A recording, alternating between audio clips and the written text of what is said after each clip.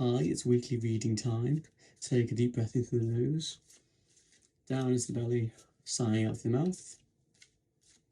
Ooh, we actually have some cards that have already flipped around. So we have the Lovers, we have the Five of Wands, we have the Devil, and the Five of Swords. It's like full on reading, Six of Swords. And we've also got on the bottom of the deck the Three of Wands in reverse. With the Three of Wands in reverse, the context being maybe we're having difficulty seeing our futures, or I'm hearing you're like projecting into the future, trying to figure out how things are going to look, and that might be uncertain right now. That's totally okay. Like, I feel like this is what we're meant to be experiencing, is this idea of if you can't visualize where you're going just yet, you don't have all the information you need right now, and it's okay. I'm just hearing it's okay to rest the mind.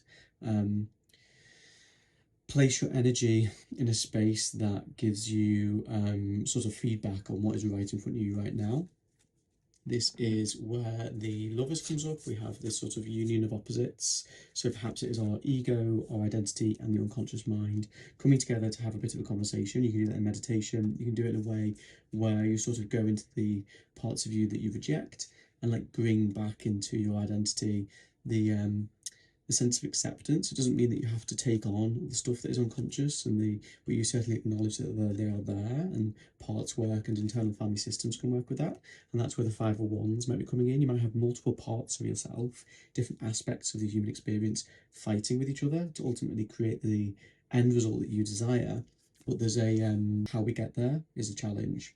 So it's about maybe telling the parts of you that you really don't know if you want to portray or live out the challenging parts, to tell them you hear them. Tell that part of yourself that you hear them, but you want to do it a certain way.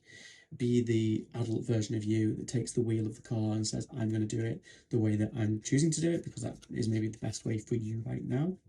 We have the Devil, so this is releasing old patterns, freeing yourself from attachments, addictions, things that repeat themselves in order to feel constrained, and also to help you acknowledge them.